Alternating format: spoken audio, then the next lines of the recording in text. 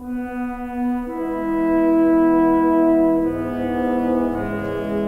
és veritat que els diners són dels territoris, diuen els unionistes. Tenen raó, els diners són dels que paguen impostos.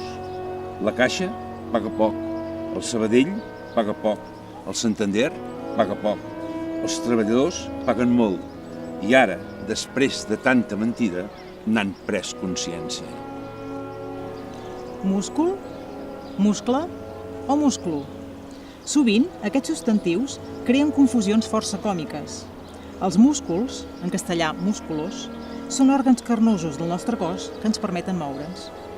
Muscle, en castellà hombro, és sinònim d'espatlla i al damunt ens hi podem posar muscleres per aconseguir l'efecte estètic de tenir les espatlles rectes.